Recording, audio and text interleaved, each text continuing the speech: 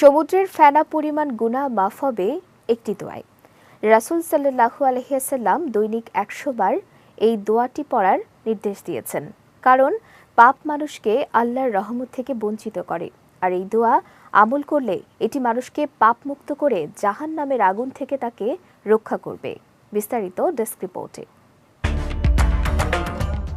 একবার সশস্ত্র যুদ্ধ থেকে প্রত্যাবর্তনকালে নবী করিম সাল্লাল্লাহু আলাইহি ওয়াসাল্লাম সাহাবায়ে কেরামকে বললেন, দেখো আমরা ছোট যুদ্ধ থেকে বড় যুদ্ধের দিকে প্রত্যাবর্তন করছি।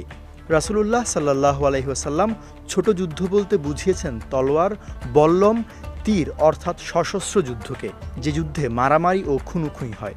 আর বড় যুদ্ধ বা জিহাদুল আকবর, যা তিনি নফসের বিরুদ্ধে যুদ্ধ করাকে বুঝিয়েছেন। তাই নফসের সঙ্গে যুদ্ধকে জিহাদুল আকবর বা বড় যুদ্ধ বলা হয়। পবিত্র কোরআনে মহান আল্লাহ বলেন, আর যে ব্যক্তি স্বীয় প্রতিপালকের সম্মুখে উপস্থিত হওয়ার ভয় রাখে এবং প্রবৃত্তি থেকে নিজেকে বিরত রাখে, জান্নাতই হবে তার আবাস।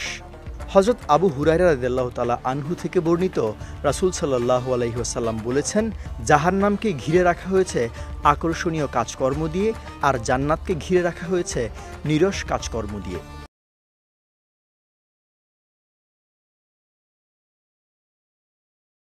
গুনাহ বা পাপ হয়ে গেলে তওবা করা জরুরি।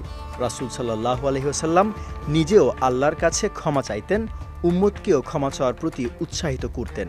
হাদিসে এমন একটি দোয়ার কথা বর্ণিত হয়েছে যা সমুদ্রের ফেনা পরিমাণ গুনাহও মাফ করে দেয়।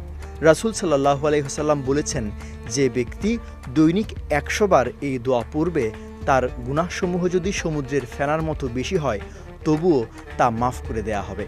দোয়াটি হলো সুবহানাল্লাহি ওয়া বিহামদিহি, অর্থাৎ আল্লাহর পবিত্রতা বর্ণনা করি তার প্রশংসার সাথে। বিজয় টিভি নিউজ ডেস্ক।